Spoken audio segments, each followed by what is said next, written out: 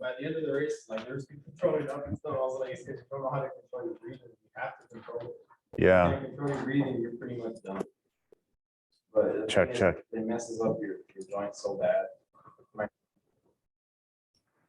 Yeah, that's the thing. I mean, I couldn't do it because the knees, you know. And then the reason why I'm so out of shape right now is every year I go through this cycle. Like I work out a lot and then I just like enjoy the rest of the year, you know. But this past year I got together with some buddies and we played basketball and I freaking hurt my knee. And since then, like I can't, like even biking, it bothers me. And then the whole COVID thing has just made me, you know, just at home. It's just, I've got tons of excuses, but I need to get back into it. I will. I'm not worried that I won't, but I'll have a long way to go to get back to where I am. Normally I'm like, I like to be at like 172 pounds, somewhere around there. That's the weight I like to be at. So I got a long way to go. All right, share my screen and share my video. Thought I was going to be alone here today. I showed up, no one was here. I was getting sad. Can y'all hear me at home? See me at home? See my screen? Yes. Okay. Yes. All right. Okay. So for those of you at home, y'all know I have a folder now where everyone can access notes for the class. So y'all know what I'm talking about? I did send that as an email to everyone, right? There's an email that has a link to a folder where I'm uploading all the notes for the class. I uploaded today's notes, and for those of you who are here, I actually printed them out. In case Bree shows up there.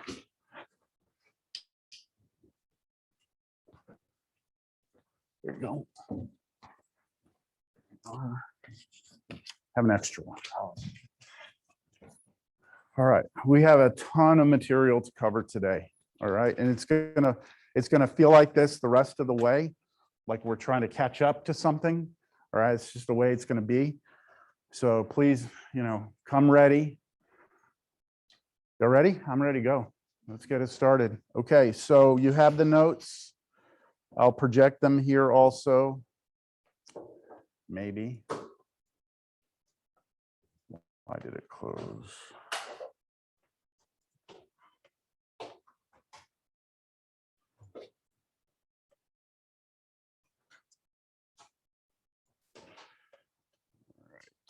Make this bigger.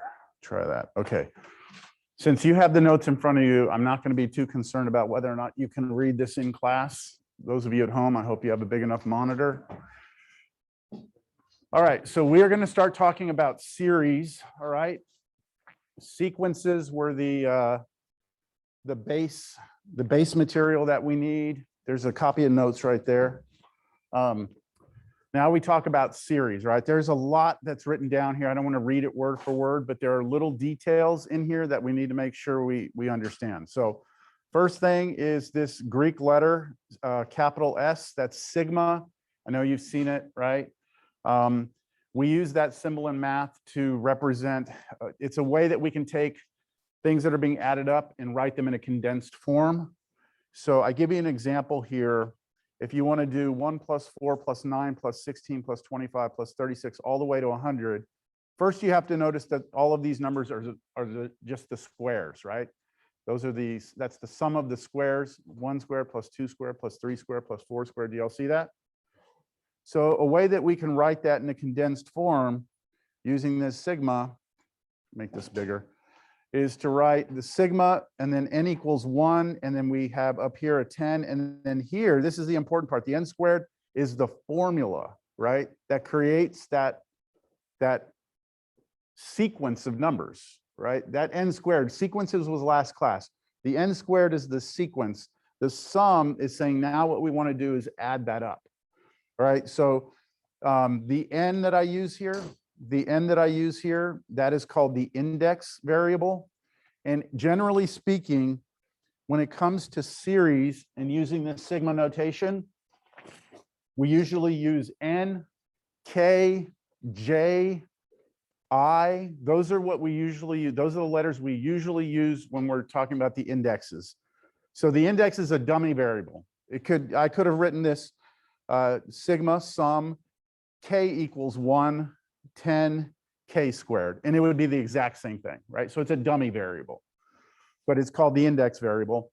So having a 1 at the bottom here, and then a 10 at the top, what it means is that we start with n being 1, right? So we replace 1 in this formula, 1 squared, that's 1. And then next to it, we will add, and now we let n go up by 1 and plug in 2. 2 squared is 4, then we add. So the Greek capital sigma, S, stands for sum, okay? Because you're changing that index by 1 each time and adding them up. Just kind of other information for you. What if you wanted to multiply all the numbers? See, here we're adding them all up or summing them, right? Do you think we have a notation for if I wanted to take each of those and multiply them together? So like 1 squared times 2 squared times 3 squared times 4 squared instead of adding. Do you understand what I'm saying? We do. What letter do you think we use? We use the capital S. Go ahead. Pi, right? Pi. We use capital P in Greek, right? The Greek letter for P is pi. So we would use a capital pi, and then we would write down on the bottom n equals 1 to 10, and then n squared. Now, you're not going to see that very often. Actually, in calculus, you're not going to see it until way later. But just so you know, I mean, it's the same idea, except that's a product instead of a summation. Understand? Okay, so we move along. So why did I write this twice?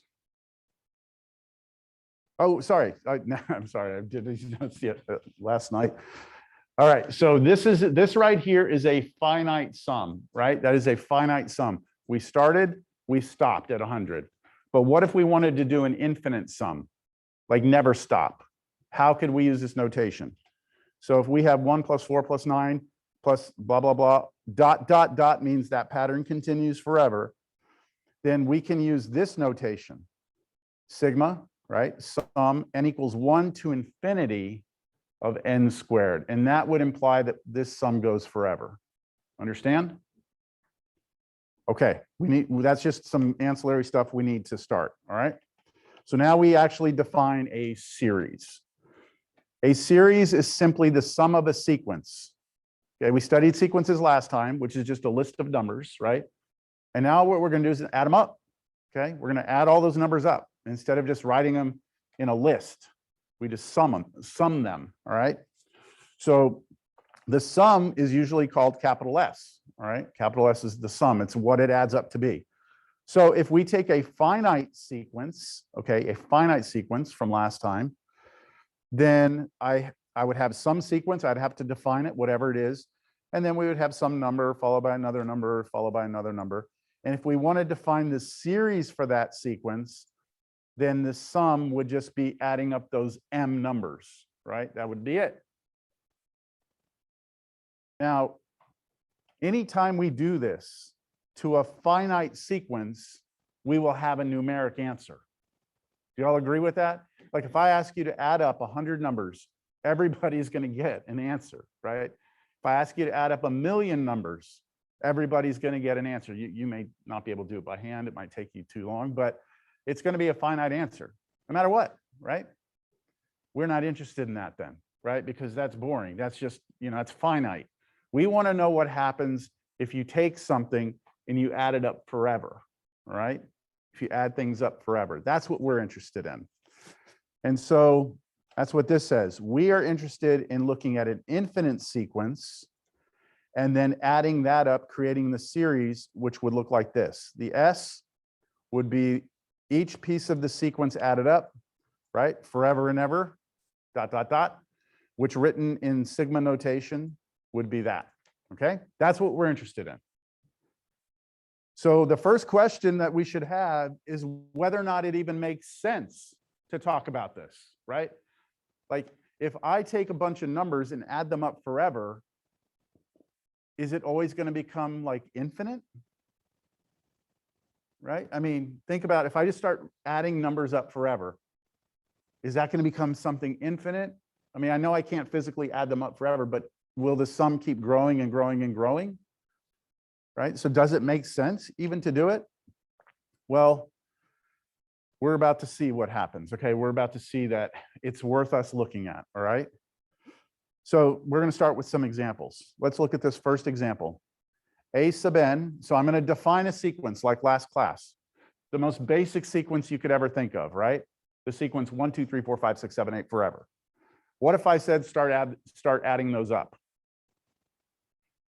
Well, you're going to get this sum, right? 1 plus 2 plus 3 plus 4 forever. It's obvious that that gets bigger and bigger and bigger and becomes infinite, right? And blows up. Okay, that sum blows up, becomes infinite.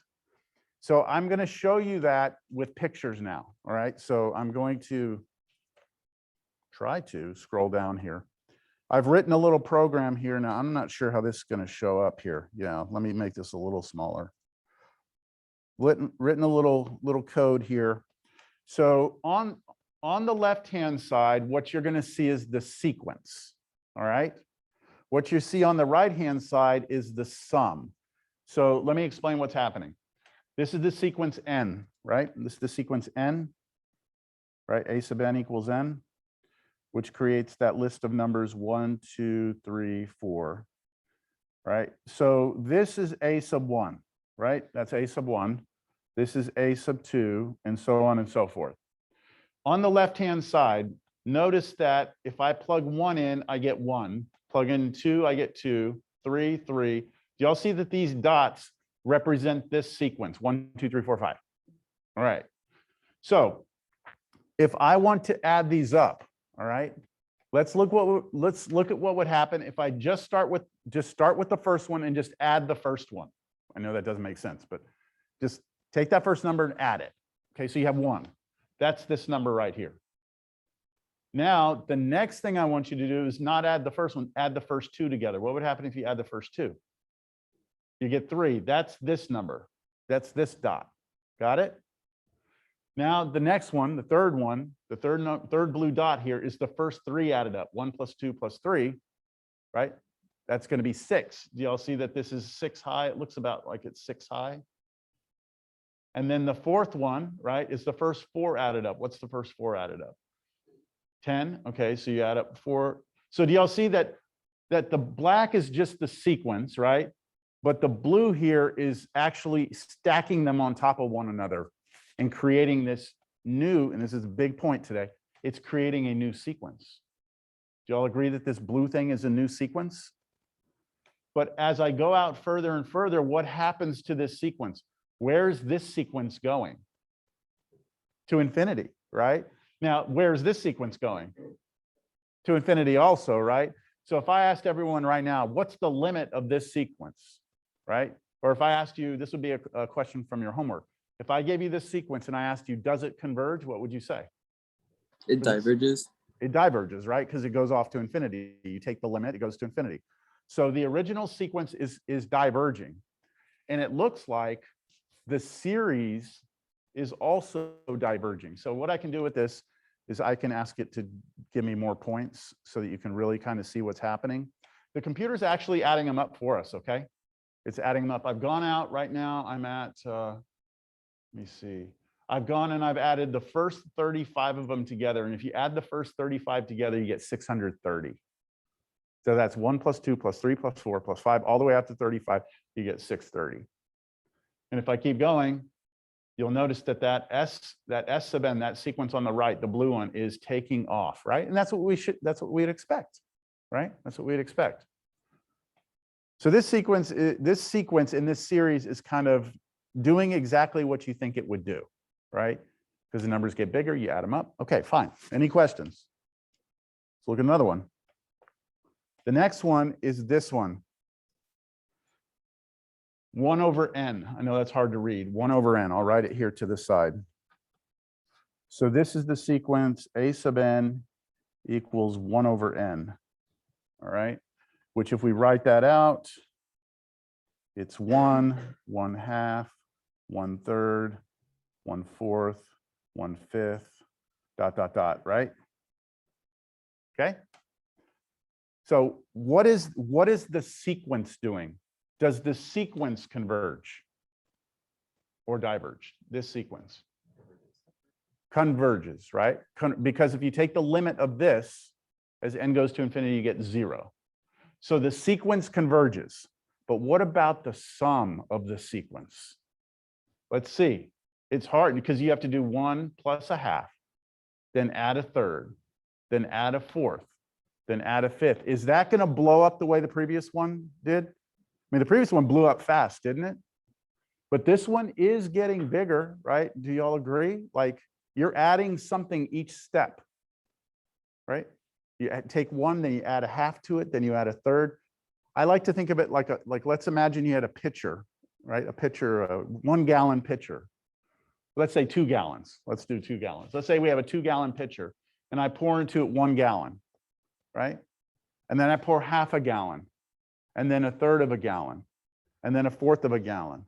And I keep doing this. Is the pitcher going to overfill or not? What do y'all think? Yeah? Slowly, eventually, right? If I keep doing that pouring forever, will it overfill? Do you think? Let's see if we can see it with the visual here. First thing I have to do is change the formula here. I do 1/n.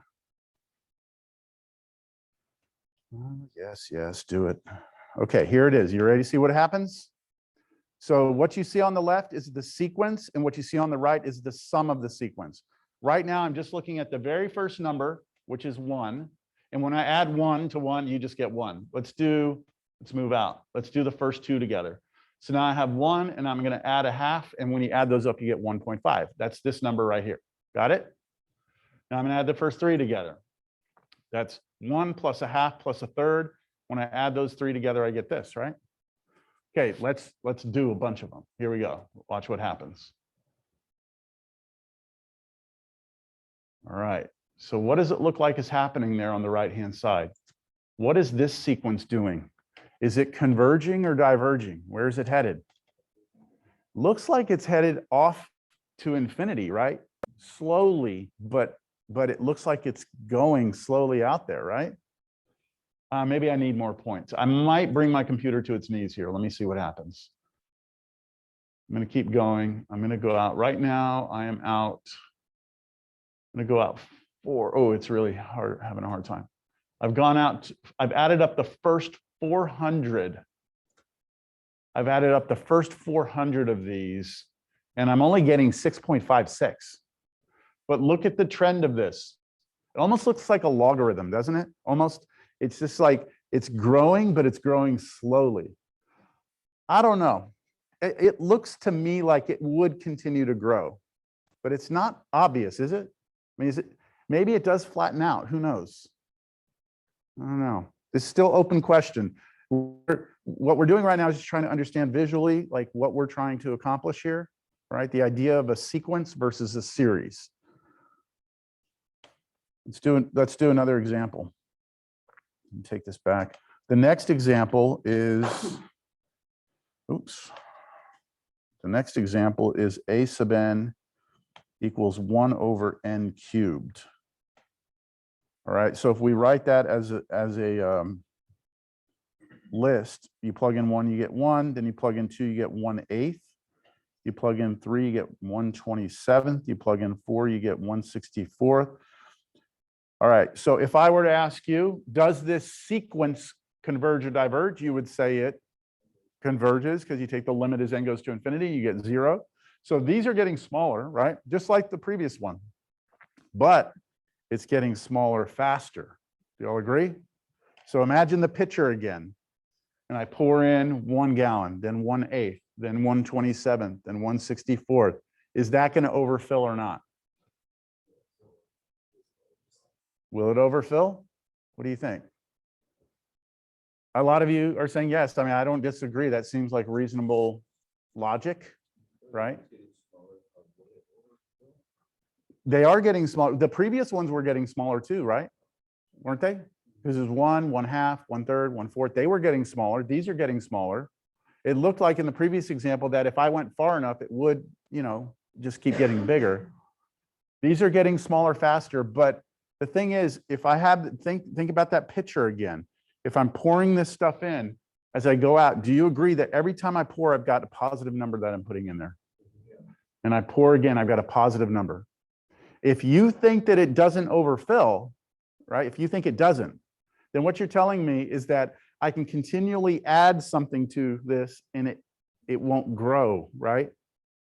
Right? Isn't that that's kind of backwards logic? It seems, I don't know, right? Let's look at what happens. Okay, let's look at what happens. You ready? So the left side is the sequence, the right side, I'm adding them up. Here we go. Do the first 100 first. Take a look at what happens on the right. It's acting a lot like the last one, right? Oh, shit. Forgot to change the formula. Oops. Like, hey, that looks a lot like the last one. Well, it is. That's why. Sorry. There we go. Okay, here we go. I'm going to start moving out to the right now. It's growing. Oh, wait a minute. Hold on now. Let me zoom this out a little bit. There, that way you can see it. All right, you ready? That doesn't look like that's growing. It almost looks asymptotic, right? It's like it grew in the beginning and then it just kind of flattened out. I don't know, does it keep growing just really slow and but it will just eventually keep going? The answer is no, it won't. It is asymptotic. It will not pass a certain line, okay? It's not going to. And that's a complete, like, what? How can you continue to add positive and never get past something, right? That's counterintuitive, all right? But that's what happens with series. This is what makes them so tricky, all right? Is that even though in this example, each number in the sequence was getting smaller, just like the previous one, the rate at which it was getting smaller has an impact on the series. Now, if this was hard for you to understand, I think I have another visualization that will help you get it even better than this, all right? Any questions before I continue?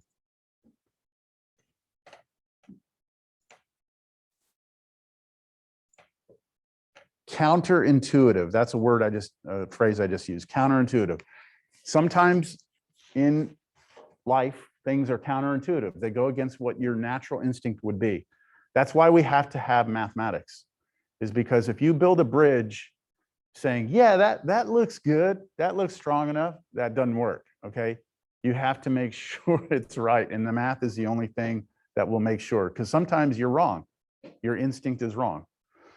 All right, so here we go. What we are seeing is that some series will sum to be infinite, like that first example, 1 + 2 + 3 +. Sometimes it's infinite, and others don't. They seem to converge to something, right?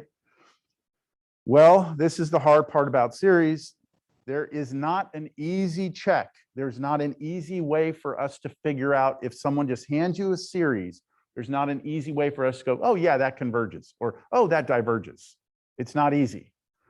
So kind of like with the techniques of integration, we're going to have methods to do this. And these are called our series tests.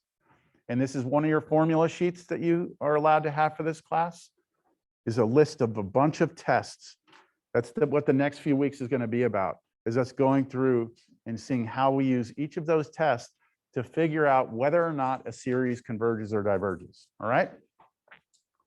Okay. We'll get to the example that'll help you in a minute, but before we do that, let's get some very important notation so we understand it. If somebody gives us an infinite series, it's going to look like that. Okay, that's what an infinite series looks like. I think 300 is too big. Yeah. If somebody gives us an infinite series, this is what it looks like, right? That we've already seen this. I'm going to define something now, something called the nth partial sum. What the nth partial sum is you taking the series and not adding them all up, but only adding up the first n. So look at the notation here. I call it capital S subscript n. And what it is the series that starts, notice my index, I changed it to K. Oops, I forgot to change that to a K. That's a typo. That's a K down here. Everyone see that? Okay, that's a K. So if I take the sum, I start with K equals 1, and I stop at n, what it's going to do is it's going to give me the first term, second term, third term, but then I will stop at n, right? So it's not the whole sum. It's part of it. It's the first n terms, the first n numbers added up. That is called the nth partial sum. Got it?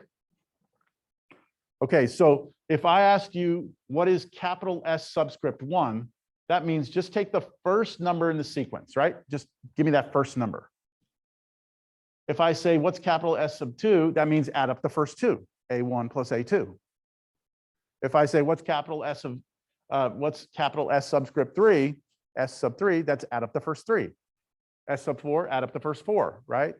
S sub n, add up the first n, right? And here's the important part. Okay, here's the important part. S sub 1, S sub 2, S sub 3, S sub 4, all of those are just numbers, aren't they? Because they're finite sums. These numbers, we could create a new list out of these numbers, a new list, right?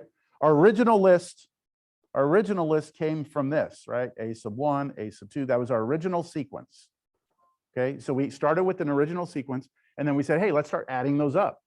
When we do that, if we define this nth partial sum, as I've defined it here, then what we do is we create a new sequence of numbers, S sub 1, 2, 3, 4, all the way out, just like this.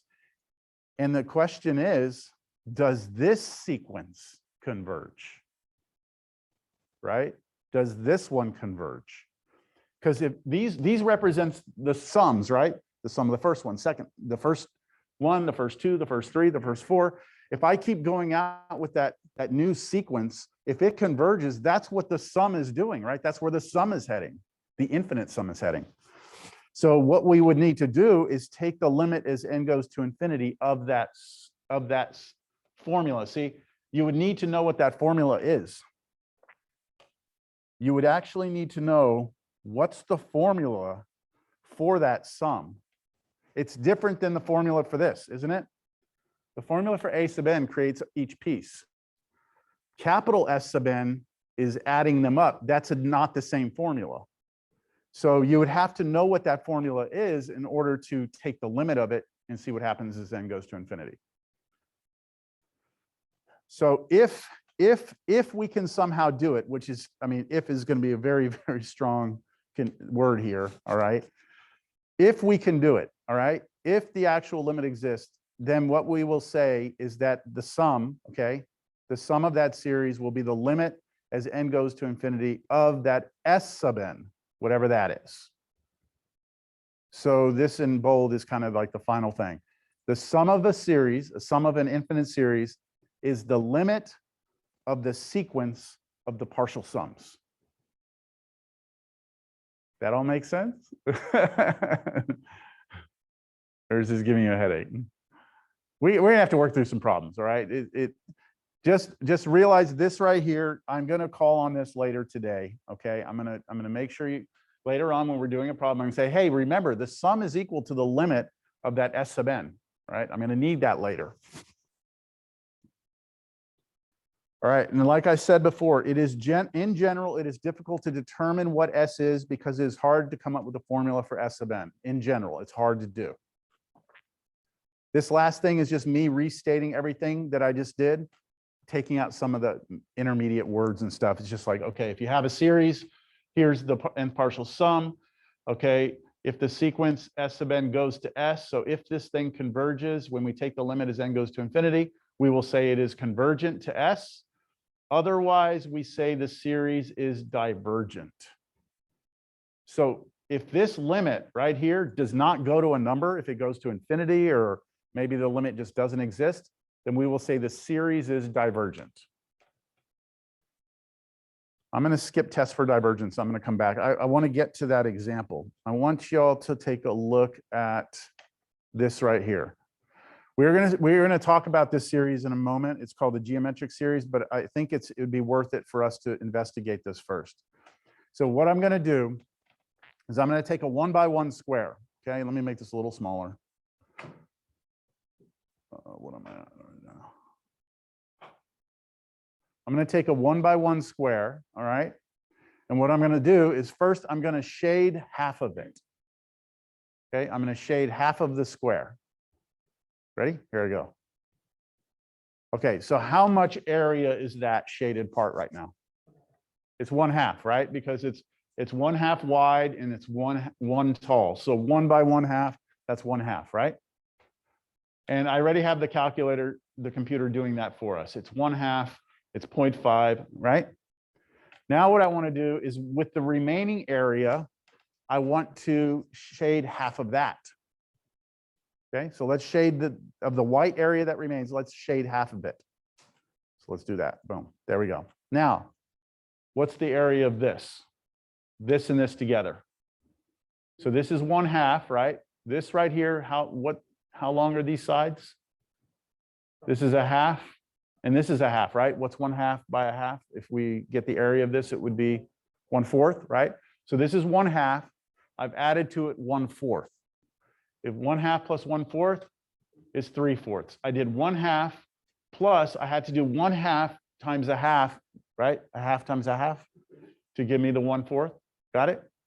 Now with the remaining area, shade half of it again. All right, what's the area of the green? So how wide is it? 1/2. How tall is it? 1/4. What's 1/2 times 1/4? 1/8, right? 1/8. So the first one I had, the gray one was 1/2. Then I added another 1/2, but squared because I had a little red square that was 1/2 by 1/2. And now this green one turned out to be 1/8, which is also 1/2 cubed. Do y'all see that? And then let's do the next one. Let's shade the next one. How wide is this? This is 1/4 wide, right? 1/4 and 1/4 tall. 1/4 times 1/4 is 1/16. But isn't that 1/2 to the 4th power? Okay, next one. Y'all see what I'm doing? So look at these. This is 1/2 plus 1/4 plus 1/8 plus 1/16 plus 1/32, right? 1/32. So think about the picture again, right? Think about the picture. I pour in 1/2, then I pour in 1/4, then I pour in 1/8, then 1/16, then 1/32. What would come next? 64th. Is it going to overfill the container? Look at what's happening here. I'm very proud of myself. I wrote this up last night or yesterday. So look at what's happening here. What's happening to the sum? Where's it headed? What is this sum adding up to get close to? 1. Do you think I'm going to overfill it? No. No, thank you, thank you, thank you. So if you're not convinced, okay, if you're not convinced, I can keep going, all right? I've got this program set to go out to 253 editions. I could have gone further, but I think I can satisfy you. Okay, so here we go. I'm going to keep adding. Watch what happens. The computer is adding all these up, okay? Watch what happens. You see what this number is doing? 0.9999. Okay, it's going. And then I finally get to a point where the computer says, okay, I've got to round that to 1. All right, you're not satisfied. Okay, I'll go 20 decimal places. You want me to go 20 decimal places? Let me keep going. Okay, I keep adding these. All right. Oh, sorry, I'm going to have to go more. Here we go. I got to keep adding these up.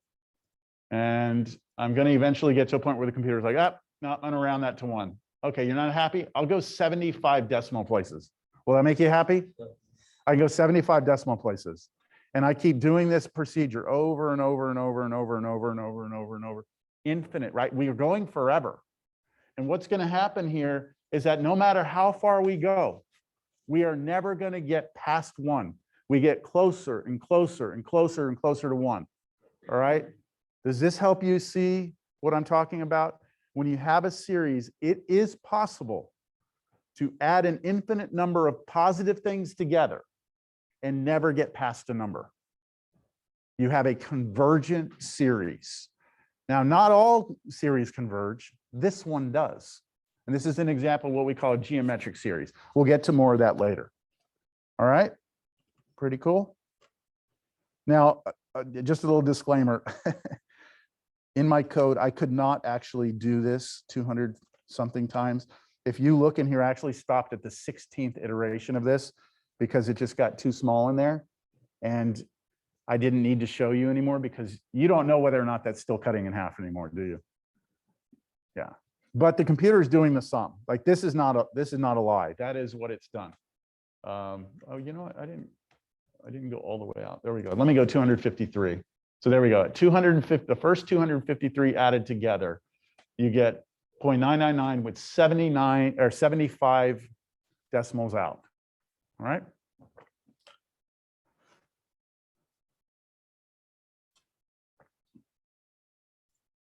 All right, so let me back up now. So I just said to you that in general, it's very difficult to tell whether or not a series converges or diverges. It's difficult in general, all right? But there are certain series that it's super easy to figure out if it diverges. If it diverges, we have this really nice test that we can run, and it's called the test for divergence. And here's what it says.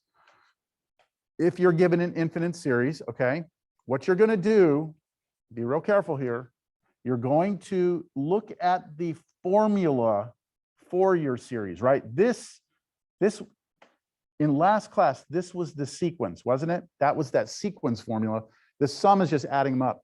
What you're going to do is you're going to take a look at that little sequence formula, and you're going to take the limit of it and figure out what happens to it. So that's what you did in your homework, right?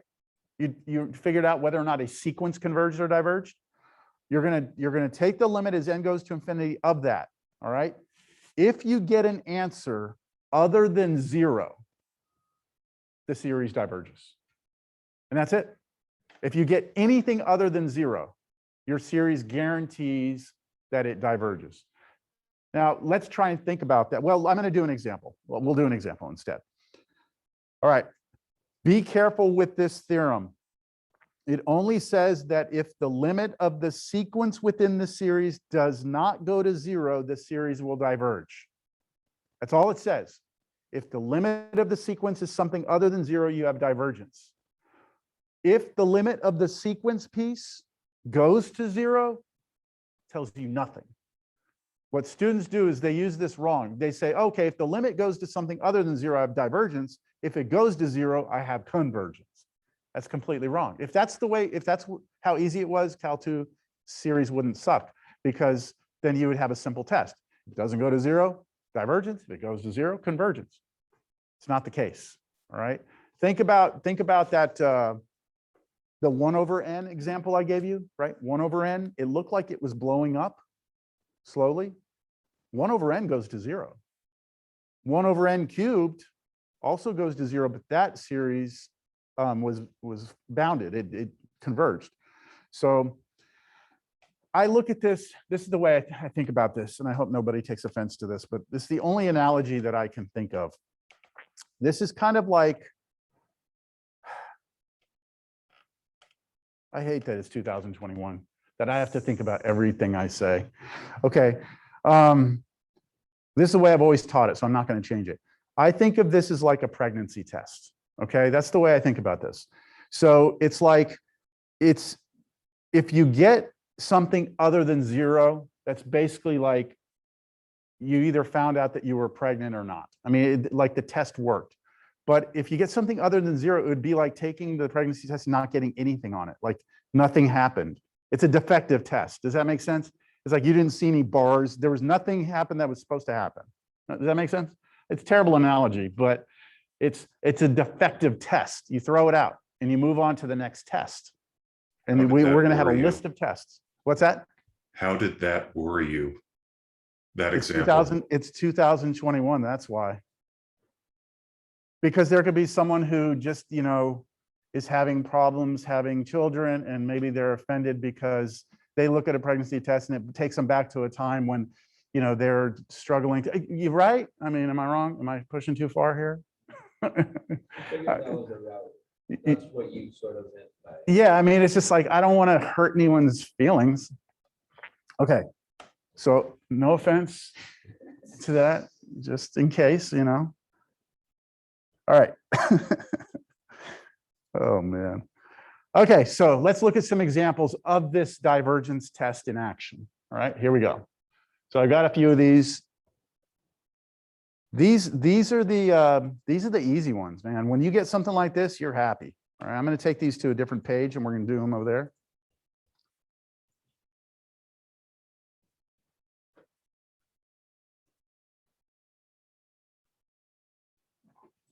My sister had 5 miscarriages, right? So, I mean, I don't know if I'm talking about pregnancy tests. I don't know, you know, you never know what someone's been through, right?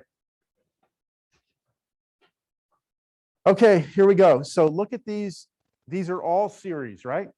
You got sigmas, and then inside each of these, you have their formulas. These are the sequence formulas. So let's look at these one at a time. The first one, what I'm going to do is watch what I do here. Oop. I'm going to write here, I'm doing the divergence test.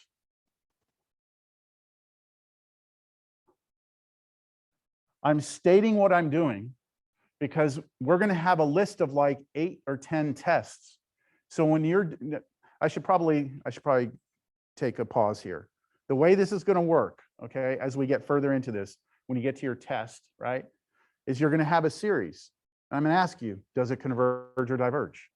And so what you're going to do is you're going to look at it and hopefully you'll know what to do, but you might start by saying, let me try the divergence test first. Let's rule this out. Okay, you do the test, it might fail, okay? And then you move on to the next test. So in your work, you want to be explaining what you're doing because I'm gonna have to read it and understand what the hell you're doing. So part of the challenge of this is you communicating your ideas to me. So that's why I'm putting on here divergence test. I want you all to know what I'm about to do. Let's bring up also, before I continue, let's go ahead and bring up our formulas so you can see what I'm talking about, where we're headed. Series test. This right here is the list of tests that we have to learn, okay? These are all the tests. I am allowing you to have that on your test. You can have that with you. You're welcome. I wasn't allowed that on my Cal 2 test, but we had to memorize all this. But, you know, I've already told you my philosophy on that. So, all right, this is actually called the nth term test. All right, it's called the nth term test. It's the test for divergence. So it says, hey, look, if you have a series, right, it will diverge if that limit of that sequence piece goes to something other than 0. Now, if it does go to 0, the test is inconclusive. Y'all understand how that works? Each one of these is going to be something like that. And they get a little more complicated. This is the simplest test. So here we go. Back to this. All right, so I'm doing the divergence test. Let's, you know what, let's call it the nth term test. Let's just call it nth term. So you can refer to that formula sheet. So what I'm going to do is take the limit as n goes to infinity of 5n plus 1 over n plus 2. All right, now from what we learned in our homework and what we learned in Cal 1, when we let n go to infinity there, we get infinity over infinity, right? So we could try L'Hopital here, but we would have to convert it to a function of x, take that limit, and then whatever answer we get there, we get here. Understand? I'm not going to convert it to a function of x. It just gets too tedious. I'm going to use the L'Hopital right now without converting to a function of x, with the understanding that you all understand that you technically are converting it to a function of x, right? And then bringing that answer back. But just to save time, I'm going to do my L'Hopital. So put a little L on top of the equal sign with the circle around it to let y'all know I'm using L'Hopital. And then I take the derivative of the top, which is 5, derivative of the bottom, which is 1. And hey, that's a constant. And guess what? It's not 0. So that tells me what? It diverges. All right. So here's what I'd write now. Therefore, 3 dots in the shape of a triangle means therefore. Therefore, the series 5n plus 1 over n plus 2 diverges. If all you do on a test is do this limit and say, you know, hey, it's 5 and that's not 0, you haven't drawn a conclusion yet. You have to draw the conclusion and write it down. What is it that this is telling you? It's telling you you're pregnant, right? That's what it's telling you. Like the test actually worked. Got it? Does that make sense? Okay. All right. What about the next one? Let's do this one here. So I'm doing the nth term or the test for divergence. Nth term test. All right. So I take the limit as n goes to infinity of sine of n. All right. What do y'all think? How about you at home? What happens to this? Just cycles. Yeah, we looked at that sequence last time, right? It was like, it looked completely random, but then I showed you it landed on the sine curve. But is that converging to a number? No, this actually does not exist. This limit does not exist. And guess what? Does not exist isn't 0, okay? So does not exist is definitely not 0, right? So that means this diverges, right? So therefore, the sum n equals 1 to infinity of sine of n diverges. By the way, do you see when I write my sums, I put the n equals 1 down below and the infinity on top, but in the notation, it's off to the side? That's just the way my program works when I put this together and type it up. It doesn't like putting the infinity on top of the sum and the n equals 1 below for some reason. I can make it do it, but it's really a pain in the ass and it messes other things up. So just so you know, I always write them below and above. That's what you'll see in my handwriting. All right, we good? All right, what about the next one? Last one here. Doing the nth term. Test. So we take the limit as n goes to infinity of arctangent of n. What is that limit? Pi over 2. Pi over 2. Good. Now, for those of you who may have forgotten, what we're doing here, this right here, we're trying to let this go to infinity. What this really is saying to us is if you go back to the tangent function, back from pre-cal, right? This is what tangent looked like. Had these asymptotes like this. And then that's what tangent looked like. It's saying, where is inverse tangent getting infinite? Which means where does the tangent function become infinite? And because we're talking about an inverse tangent, we have a domain restriction. So we don't look here and we don't look here. And so we can see that on the tangent function, it goes to infinity when we get close to what value? What is this right here? Pi over 2. This should have come up in calculus at some point also. Equals pi over 2, which isn't 0. Therefore, the sum n equals 1 to infinity of inverse tangent of n equals 0. Okay, are we good? Oh, sorry, equals 0. Diverges. What the hell am I talking about? Diverges.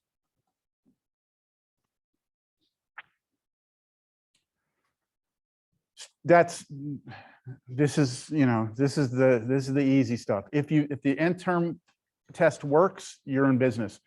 The thing about it is, don't forget about it though, because you don't want to be going and trying to do any of those other tests if this one would have worked to begin with, right? Like you go waste 30 minutes trying to do some other test when all you had to do is run a limit on that thing and you would have been in business.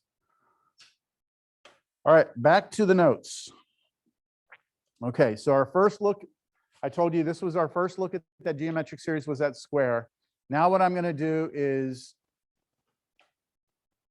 clarify what we were doing with this square, right? It was a half plus a fourth plus an eighth, right? A half plus a fourth plus an eighth plus a 16th plus a 32nd plus 64, 1/64, forever. We can see geometrically that this sum converges to 1, right? We can see it geometrically. But algebraically, how would we show that, right? How could I prove to you if all I had was the list of numbers or the formula that creates the list of numbers, how could I convince you that it adds up to be 1, right? So now what we need to look at is our first major series. Right now, in your mind, a series is any sigma with any formula in it, any formula, right? Any formula you could ever want to think of. That's generally what a series is. We're now going to talk about one particular type of series, a very important one. It's called a geometric series. All right, it's one of the most important series that exists. So here's what generally a geometric series looks like. It's the sum n equals 1 to infinity of a, so some number, it's a constant, times r raised to the n minus 1. That's the formula of a geometric series. So let's just start plugging in values for n and see what happens. If I let n be 1 and plug in 1 right there, we get 1 minus 1, which is 0. R to the 0 is 1, and then times a, so that gives us a, right?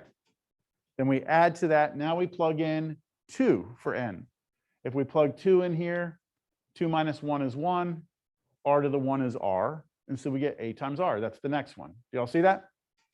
And then if we did the next one, it'd be ar squared, then plus ar cubed, plus ar to the 4th, right? That's what that in general is what all geometric series look like, all right? That's what they look like. Now, the question becomes, what happens? Does this converge or diverge, right? Does it converge? Do these series converge or diverge? That's what we need to know. And so what I'm going to first do is we're going to visualize it, and then I'm going to show you how it's done algebraically. So I'm about to have the computer do the same thing I did earlier,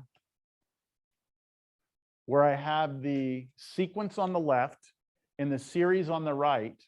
And what I'm going to do is I get to play with the numbers a and r. So remember, the formula for this is sum a r to the n minus 1, n equals 1 to infinity. And the question is, does this thing converge or diverge? I'm going to say C or D, right? Does it converge or diverge? That's what we want to know. You start adding these up. So I'm going to start playing with the numbers. I'm going to start with a being 1. Okay, so a is 1 here. Do y'all see that? A is 1. And r is 1/2, 0.5. Isn't that the problem I started this with the square? It was 1/2 plus, right? We were adding that up. Something like that. Let's, actually, I need to change something, but don't worry about it. Look what happens over here, though. Now, you know what? I do need to change it. I need to change this to 0.5. Hold on. Ooh, 0. That doesn't work. 0.5. Yeah, there we go. Here's the series that we started with right there. So obviously, well, is it obvious to you that that converges? See, it's going out to 1. Okay. Now, what happens if I change the r? Watch the r. If I change it, let's say to, oh, shit. That went too fast. Okay, 0.5. I'm making r a little bit bigger. Watch what happens. Are we still converging over there on the right? I'll give you more points. Are we still converging? Yes? Okay, r is getting a little bigger, 0.6, 0.7. Still converging?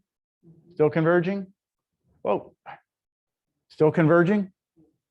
Until I get to where? Well, that looks like it's not converging anymore, no? It is. I just have to go out further.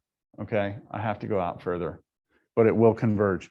There's this critical point when I get to 1. Watch what happens when I get to 1 and go past 1.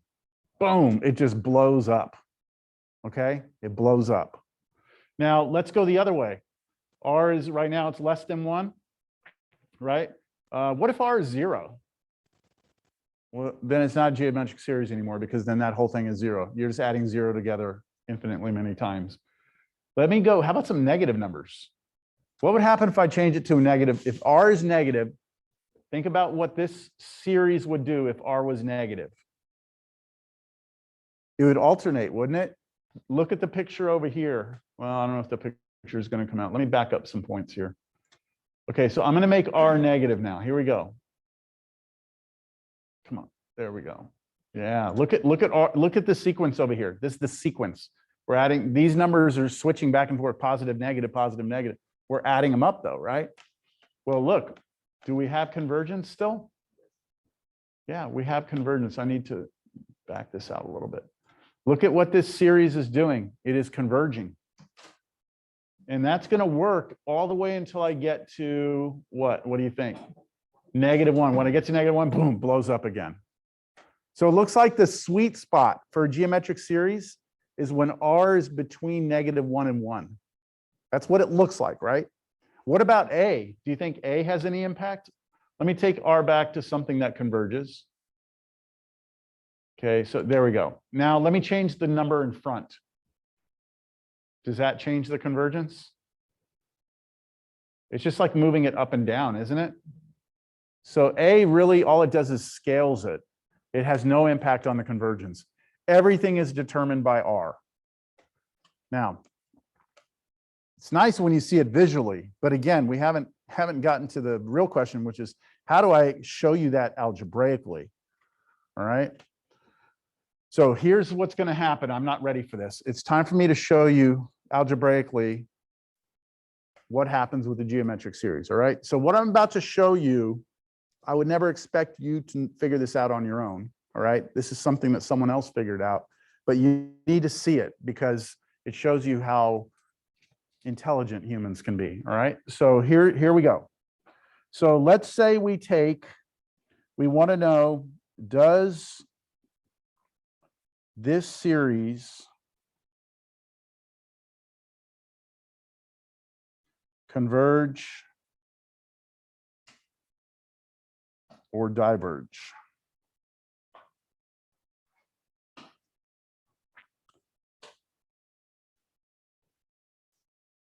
Remember, in the notes, I circled something earlier and I said, I'm going to come back to this.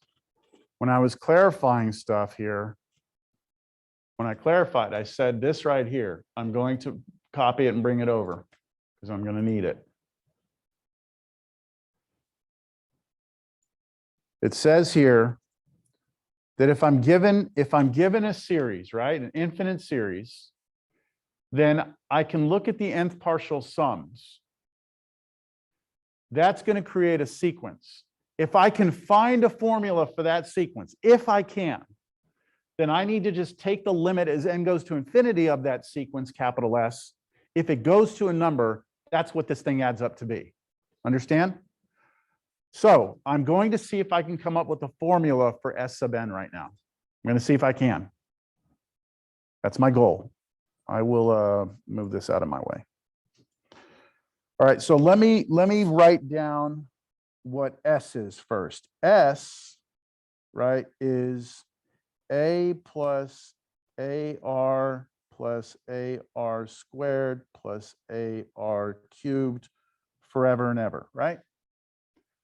That's what S is. I want to know what that is. If it adds up to be something I want to know. So now I'm going to write down what S sub n is. S sub n is this same sum, but I have to stop it. Where am I stopping it? Where? At the nth one. So dot, dot, dot, plus the very last one, AR to the n. Okay, that I want to know what happens to this as n goes to infinity. That's what I want to know. Here's the problem. I can't let n go to infinity right now. I can't. If I do, what's going to happen? If I take the limit as n goes to infinity, all it's going to happen is that this sum gets longer, doesn't it? Because n controls the length of this series. So if I let n go to infinity right now, all it's going to happen is it's going to take off away from me, and I don't know what happens. Make sense? So this won't work. Okay, it won't work for me to take the limit of this. So here's the brilliant part. You ready? Here's the brilliant part. What would R times S sub n be?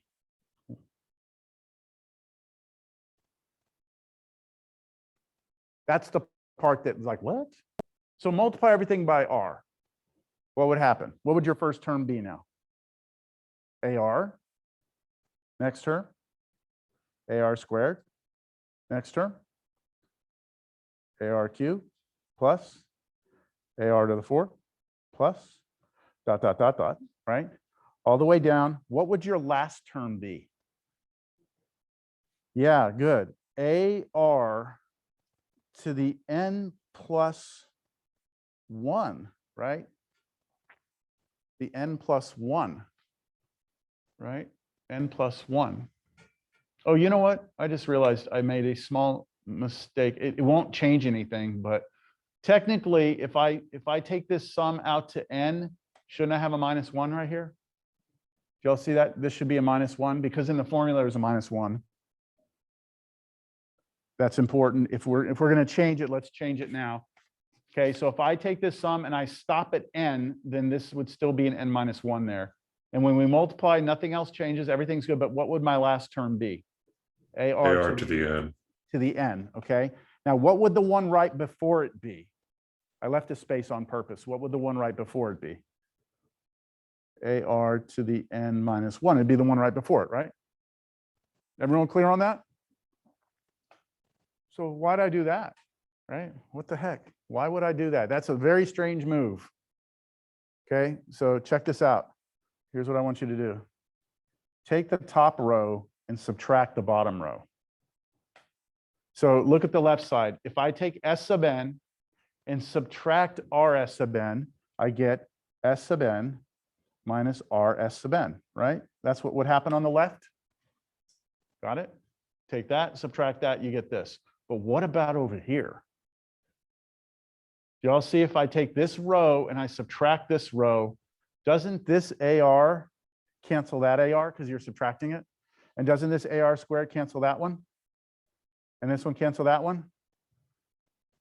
And everything in here gets canceled until you get to the very last one right there. This one doesn't go away though, right? The two pieces that don't go away are those two pieces.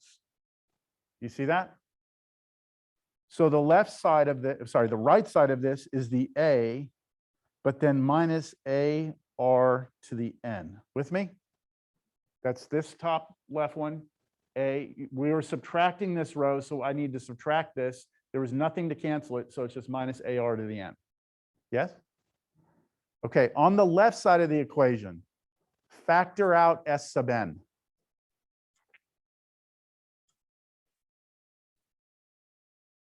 And you'll get 1 minus r equals A minus AR to the N. Now divide both sides by 1 minus r.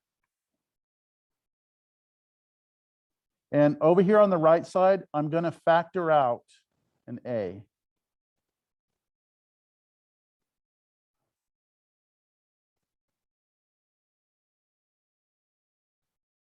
Whoa.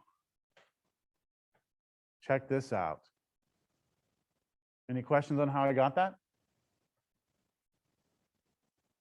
So when we were up here looking at this S sub n that I had in blue here, that I have in blue here, when we were looking at that, I said, we can't take the limit and let n go to infinity there because all that does is makes those dot, dot, dots go out further, right? But look at my new formula for S sub n. There's no dot, dot in here, right? I can let n go to infinity, can't I? Because this is a simple expression. So let's do that. Whatever the limit is as this goes to infinity is going to be what this thing, what the series converges to. Isn't that brilliant? Okay, it's obviously not my work, but it's pretty brilliant if you ask me. Okay, so I'm gonna take the limit as n goes to infinity of S sub n, which means I'm gonna take the limit as n goes to infinity of A times 1 minus r to the n over 1 minus r. There's only one thing in this limit that is impacted by n, and that is this piece right here. Right? That piece right there is the only piece that has n on it, right? So go back to last class. Go back to last class. Here we go. When we were talking about sequences. And find note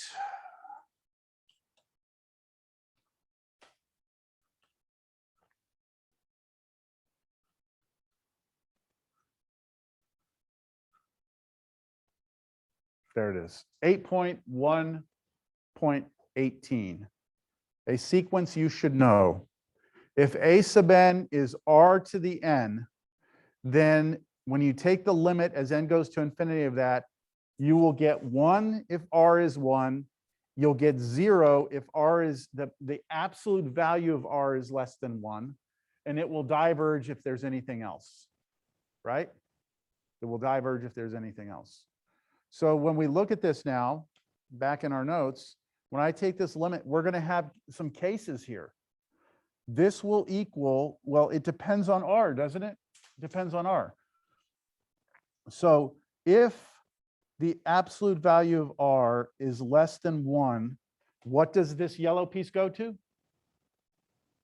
0, right? If I take a number that's between -1 and 1, is everyone clear that the absolute value of r being less than 1 is equivalent to saying that r is less than 1 but bigger than -1?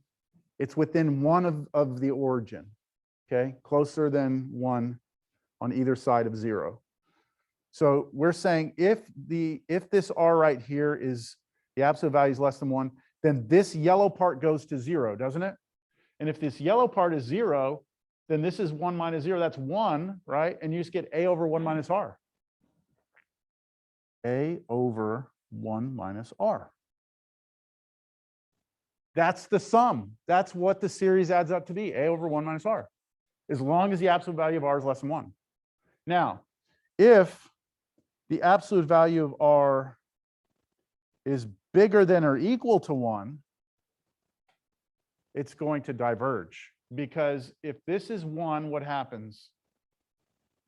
What do you get over here? If r is 1, what do you get? You get 0 over 0, right? This limit doesn't exist. So you can't have 1. And if it's bigger than 1, then this blows up and becomes infinite. And so you have infinity. So basically, this means you diverge. Okay, y'all good? We need to keep moving. That's the proof of what a geometric series adds up to be. It's beautiful. So in your notes, I've summarized that here in your notes. What? Do I have it opened? Oh, there we go. So in your notes here, we visualized it, and then I have this right here, a geometric series. All geometric series look like this, which really turn out to be this, and they add up to be a over 1 minus r if the absolute value of r is less than 1, and it diverges otherwise. And I proved that to you. It's important to note, if a geometric series, this is really important. It's important to note, if a geometric series converges, if it does, we will actually be able to find out what the sum is, all right? There's only one other series in this class that we'll be able to do that with. So I'm telling you right now, there's only 2 series. Out of every series we look at, there's only 2 that we actually will be able to figure out what they add up to be. All right? Geometric, the other one's called telescopic or collapsing, which we'll talk about later. Otherwise, all the other series we do, all we're going to be asking is, does it converge or diverge? We won't be able to say what to. That's a really hard question. Is if it converges, what does it add up to be? Okay, so let's go back to this example with the geometric series with the squares, okay? This was 1/2 plus 1/4 plus 1/8, right? Which if we rewrote it like this, looks like this, okay? I'm going to copy this.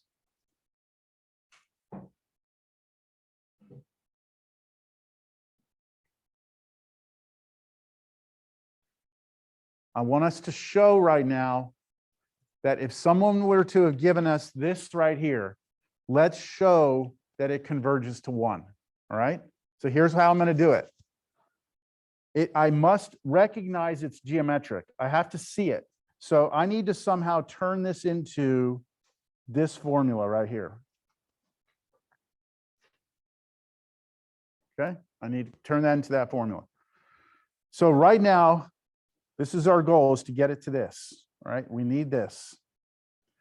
I'm going to start here, and I'm going to first try and come up. Can you come up with the formula? This is going back to last class. Could you come up with the formula that would generate these numbers in a sequence, not a series, just the sequence. Can you come up with a formula for that?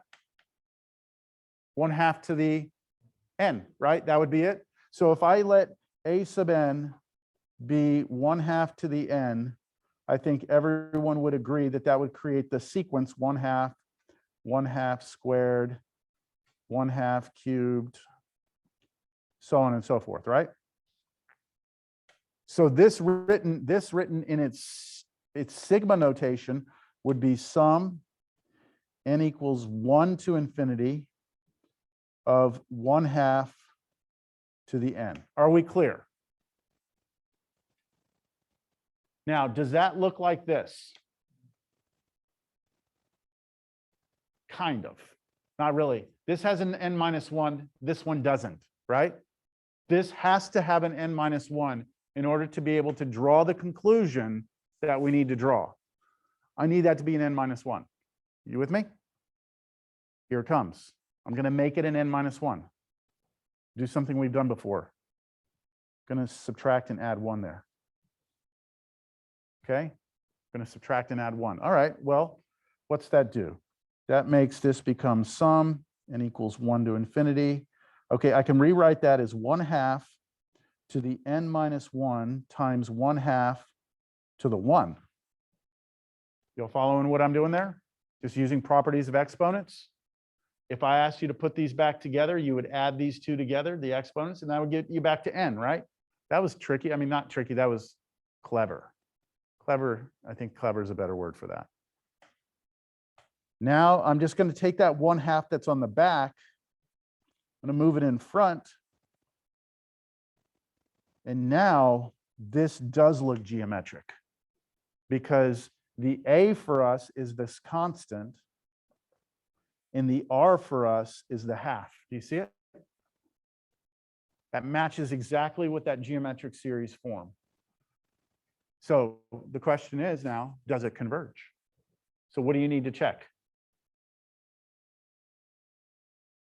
Yeah, if what's between -1 and 1? R. So we need to look at R. For us, R is what? R is a half, right? And obviously the absolute value of that, right, is less than 1. Check. This means we have convergence, right? We have convergence. Now, what does it converge to? It converges to the formula a over 1 minus r, right? A over 1 minus r. So a for us is a half over 1 minus r for us is a half, right? So just so y'all know, I mean, this right here is the formula a over 1 minus r. I'm allowed to do that because we have convergence. Convergence of a geometric series means that we can just plug the a and the r into this formula, and we should get our answer. So we get 1/2 on top. On the bottom, we get 1 minus a half, which is a half, and a half over a half is 1. And that's what we said it was going to add up to be. Make sense? Any questions? I have more to do. These get harder, as you might suspect. No questions at home?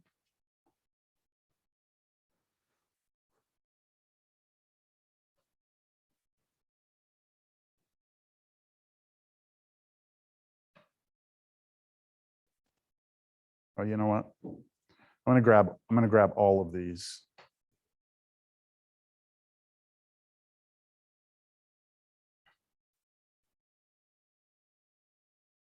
Oh shit.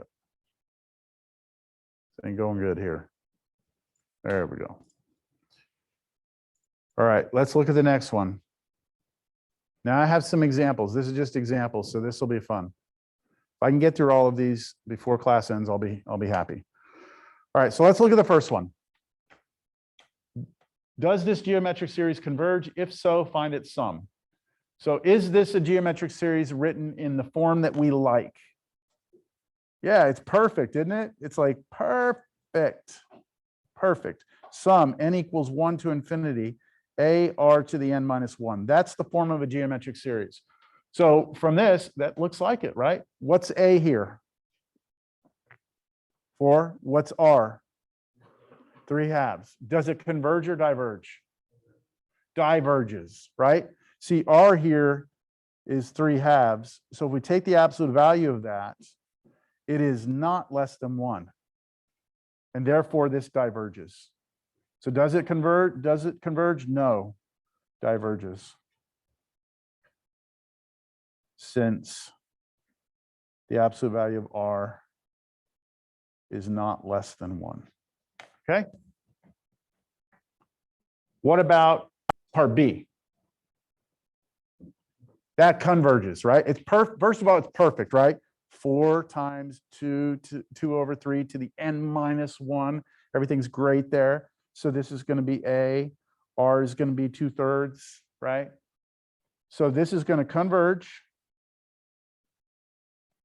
because the absolute value of R is less than 1. And what does it converge to? A over 1 minus R, right? So A for us is 4 over 1 minus 2/3. So 4 over 1/3, which is the number 12.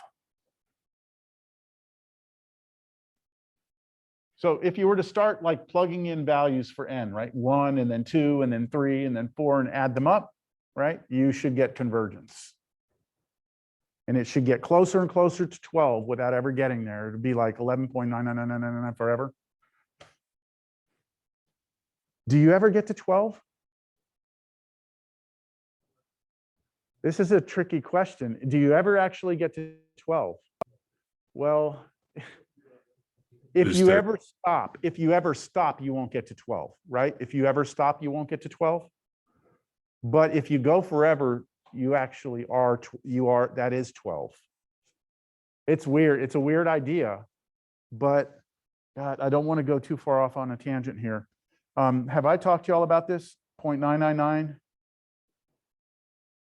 That equals 1, 0.999 forever. Have I shown you all that? Maybe not here, but maybe in Cal 1. So in Cal 1, I know I show my students 0.99 forever is the number 1. And I can prove it to you pretty quickly if you let me. So I'm going to try and show you this. So what you do is first you start off by letting x be 0.999 forever. Okay. And now what you do is you multiply both sides by 10, which essentially moves the decimal point over, but you still have an infinite number of 9. So now you have 9.9999. And then you just take 10x and you subtract x, and that gives you 9x. But algebraically, that's algebraically what you get. But numerically, that means you take the 9.999 forever and subtract the 0.999 forever. And what happens is these tails go away and you get 9.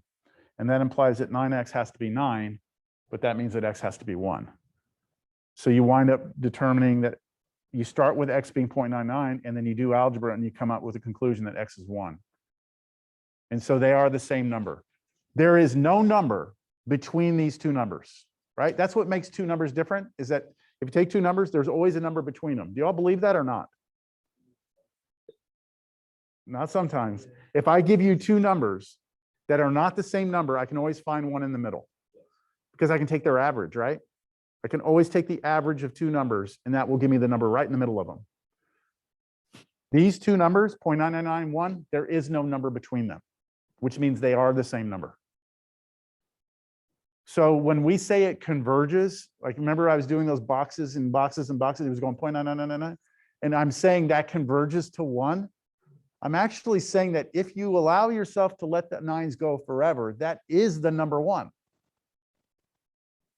Now, if you stop, then you're not going to be at 1. But yeah, it's weird. It's a weird idea. Sort of imagine like whole numbers are just like placeholders of infinite values. Whole numbers? Yeah, like so number 1, like 0.99 never really gets to 1. Mm-hmm. So we just sort of imagine like that place value of where we think that's supposed to get to. Is that right? Yeah, you could think of it that way. Right? Yeah, you could. For each integer, you have that, right? So like for 2, you have 1.99999 forever. Yeah. And for 3, you have, yeah. I think the number exists, never really exists. Yeah, I mean, now, yeah, you can really start getting into some crazy stuff. You start thinking about like, what is a number? Like, Yeah, my girlfriend hears it. we, yeah, that's a good girlfriend. All right, how about this one? We got like 22 minutes. Let's see. All right, does that look like a geometric series to you? Not yet. Not yet, but do you see you have like n minus 2, n plus 1? Do you see those things happening there? Okay, you see you have a -4 on top and a 7 on the bottom as far as the bases. Let's see if we can't get this to look like sum a r to the n minus 1, n equals 1 to infinity. Let's see if we can do it. So I'm just going to start messing around with this algebraically. First thing I'm going to do is I'm going to try and make both of those things be raised to the n minus 1.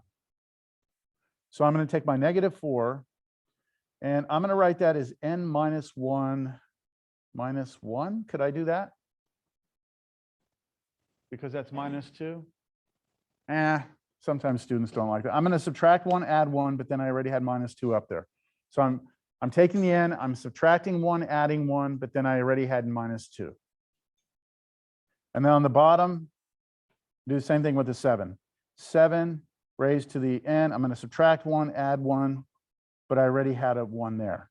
So the parts here in green are what I'm doing in order to make the -1 appear. That makes sense? Sum n equals 1 to infinity. Okay, -4 to the n minus 1 times -4 to what power?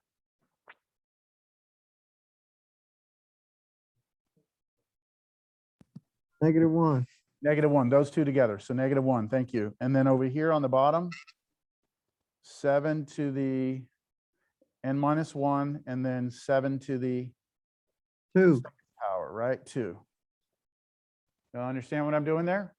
Just manipulating the exponents to taking the n minus 1, putting it here, and then taking the remaining 2, the 1 plus 1, putting them together and making 2. Yeah?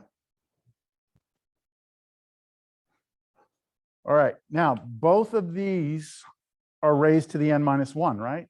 So I can put them together in a fraction. Sum n equals 1 to infinity. I'm going to put them out here at the backside. It's -4 over 7 now to the n minus 1. Now, what about these two? This is 49, right? 49, and then this is -4 to the -1. -1 means I can drop it down and make it a -4 on the bottom. So we would have here, I would have a 1 over -4, that's dropping that one down, and then a 1 over 49. Understand? What are these two multiplied together?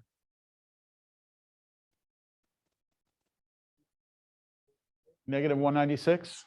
Okay, so we get sum n equals 1 to infinity of 1 over -196, -4 over 7 to the n minus 1.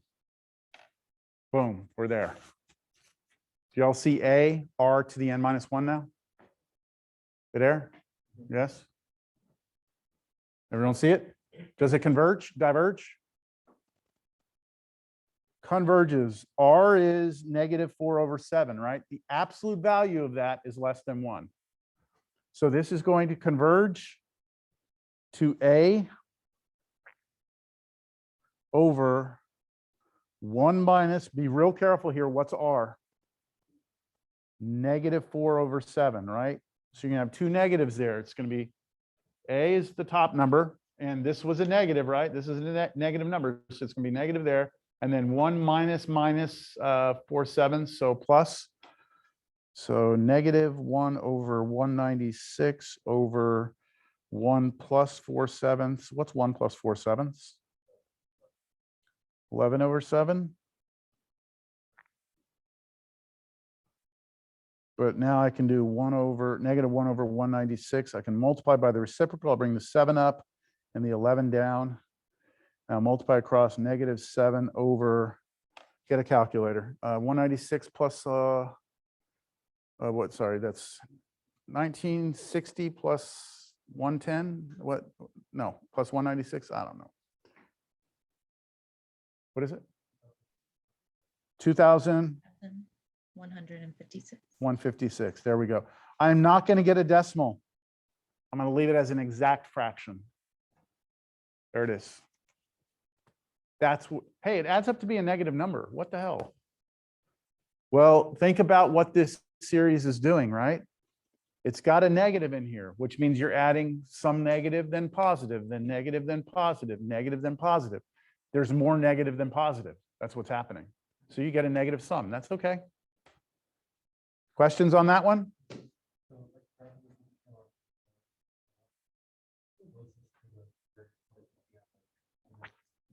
For S sub n, yes. For the, you know how we were looking at A sub n on the left and S sub n on the right? It would converge to a number down below the x-axis. It would be the funnel, yeah. Mhm. All right, let's look at, I'm really crunching the time here.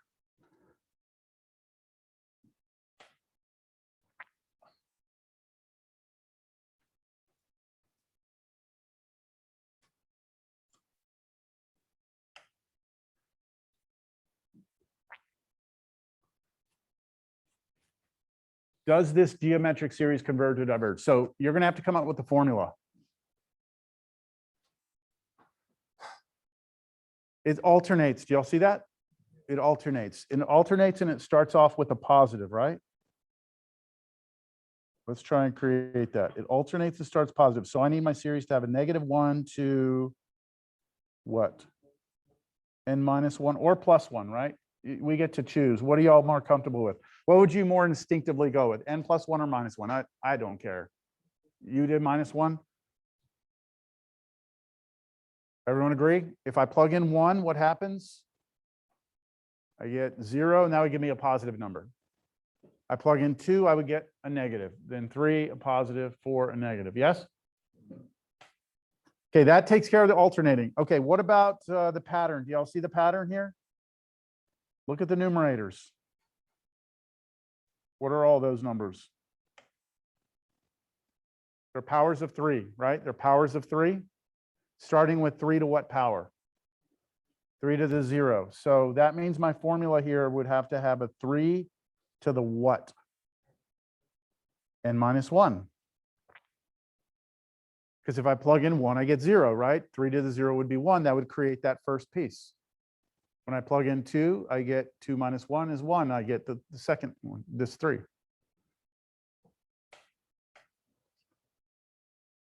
This is why I gave you that homework assignment to try and come up with sequences and stuff, is just because you kind of have to see this now. All right, what about the bottoms? Do you see the bottoms? Powers of 4, right? Starting with 4 to the first, right?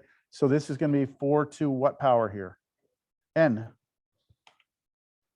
All right, everything's looking pretty darn good for geometric except for this one, right? This one is 4 to the n. Everything else is to the n-1. So why don't we just make that 4 to the n-1 by doing -1 plus 1? And so you get sum n equals 1 to infinity. On the top, I'm going to go ahead and put the -1 and the 3 together, because algebraically, since they still have the same, since they both have the same exponent, I can push them together inside of a parenthesis and put them both to the n-1. So that's just -1 times 3. On the bottom, I'm going to have a 4 to the n-1 times a 4. That's me just splitting that up. I'm one step away from having it. What's A? 1/4. And then R? -3/4. Convergence or divergence? Convergence. I'm going to leave it to you. Okay. That converges because R is, sorry, the absolute value of R is less than 1. Any questions?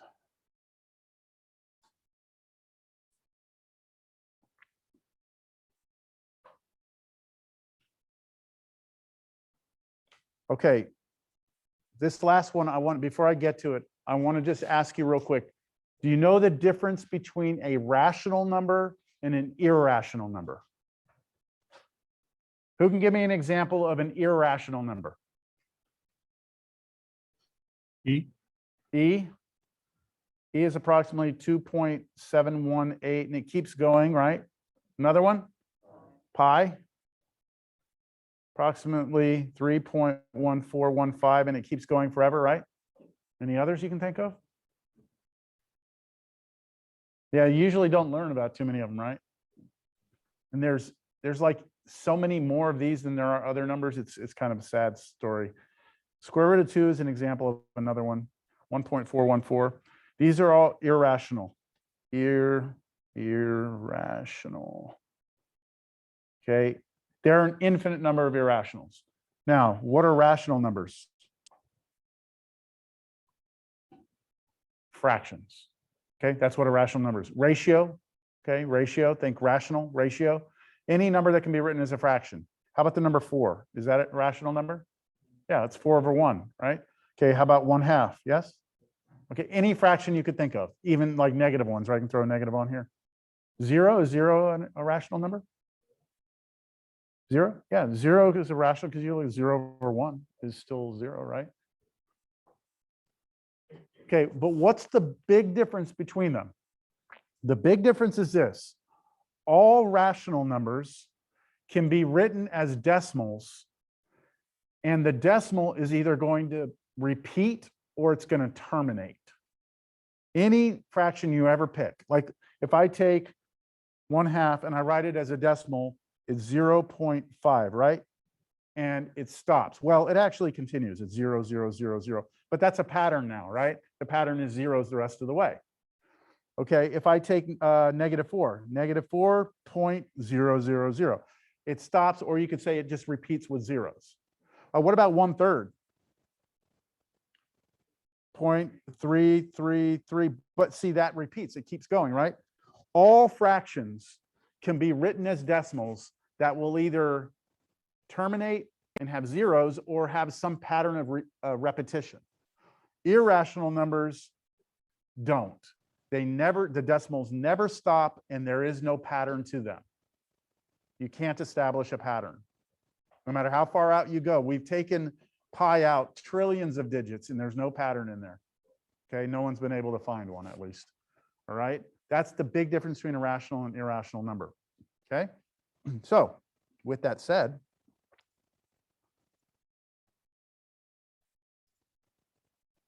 where are those problems at?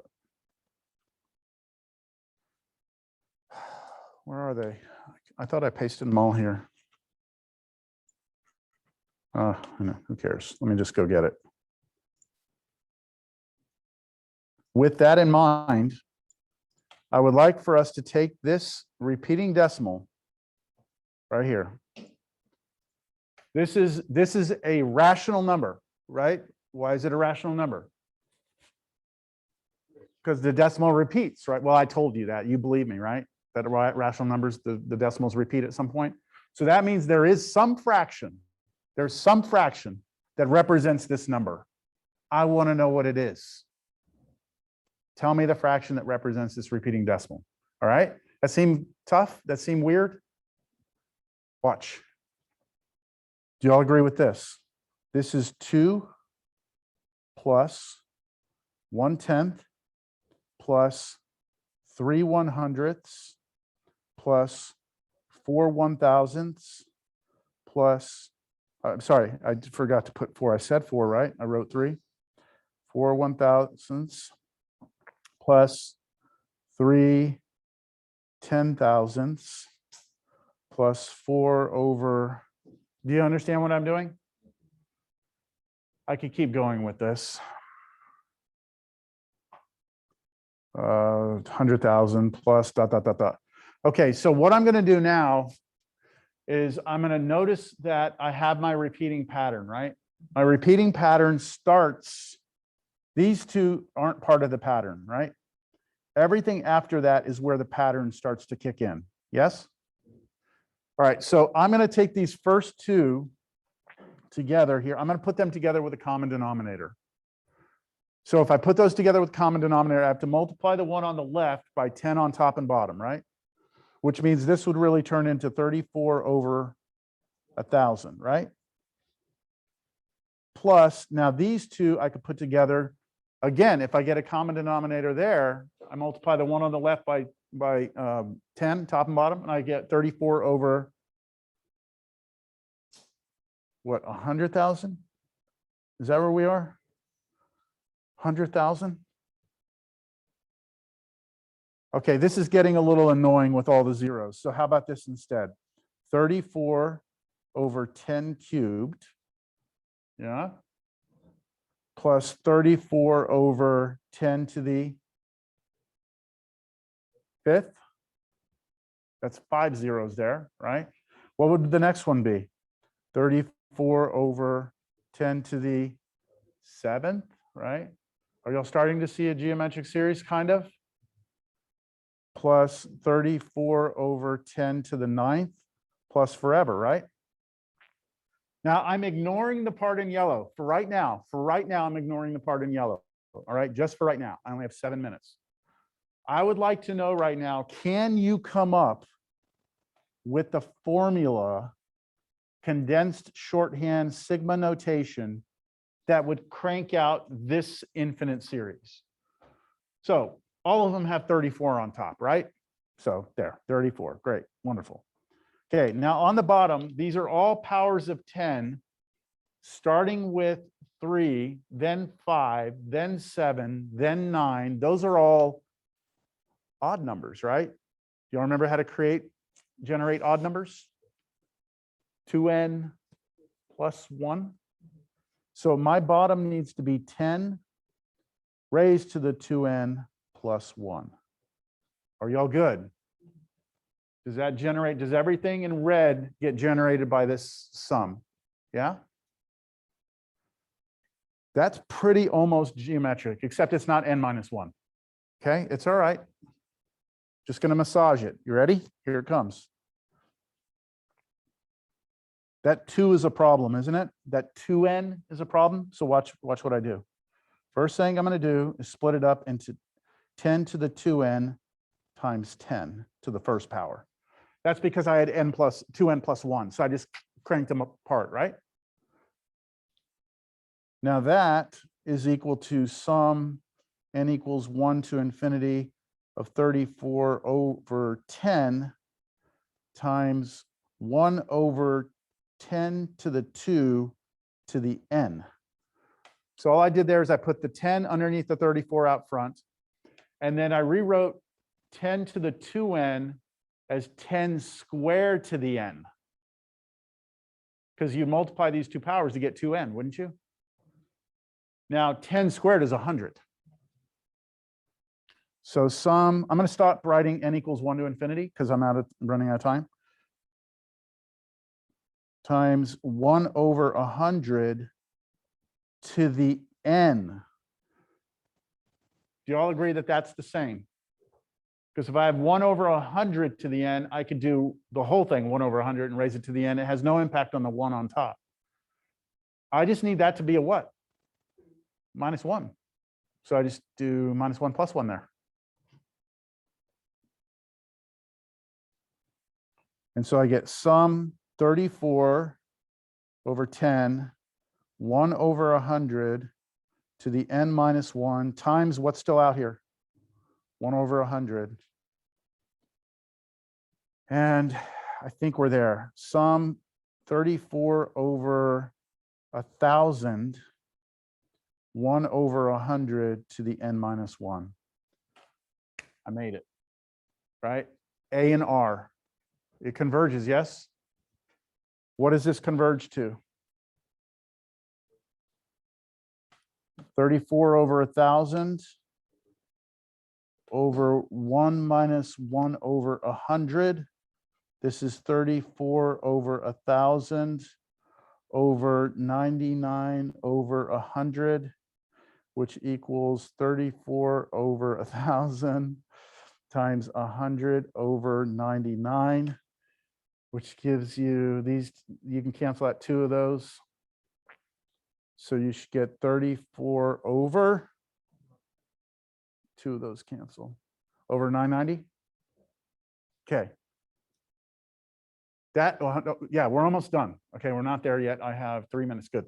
Okay, so that's what this 34 over 990, get on your calculator real quick. 34 over 990.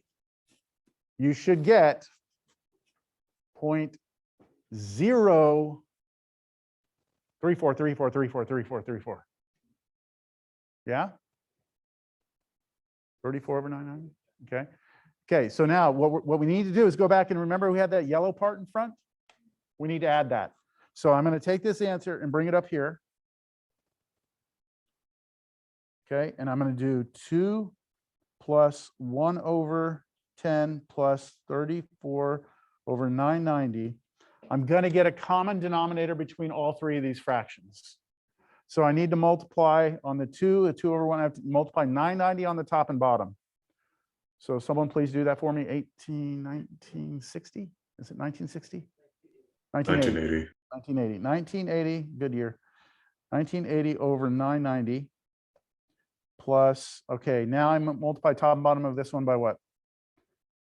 99, so 99 over 990 plus 34 over 990.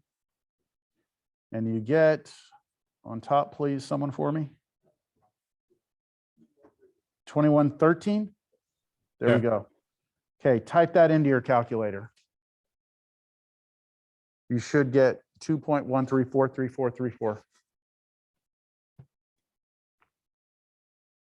That's pretty cool, huh? You can take any repeating decimal and convert it to its fraction using geometric series. All right, I'm out of time, but let me just kind of talk to you real quick about where we are. We're in 8.2. We're about 2/3 of the way through 8.2. We still have to talk about harmonic series. These are nice. These are easy. It'll take us 5-10 minutes at the most. Then we'll talk about the very tough collapsing telescopic series. Okay, we're going to be using partial fraction decomposition in here a little bit, just minor, not big stuff, minor stuff. And then we will talk, I want to show you this last part now. This is alternate notation for the geometric series, which might come up in the homework. So I've shown you that for a geometric series, you always have to start at 1, and then the formula here has AR to the n minus 1. If you start your index at 0, then you can change this to just n and check it for yourself. If you start at 0 and start plugging in 0, then 1, then 2, you create the exact same series. Exact same. So this is the first time in chapter 8 that we're actually going to switch our index from starting at 1 to something else. We'll do more. I'm not sure what you can do as far as homework. I will email everyone in a little while to let you know, out of the homework, just do these problems. All right. Everyone have a great weekend. Remember that next week on Thursday, I will be out of town, right? And that's when the test is due. Wednesday. Wait, Wednesday, I'm sorry. I wish it was Thursday today. Next Wednesday, I apologize. I'll be out of town. So just stand by. I'll be here Monday though, and we will be hitting this again and moving into 8.3. Any questions at home?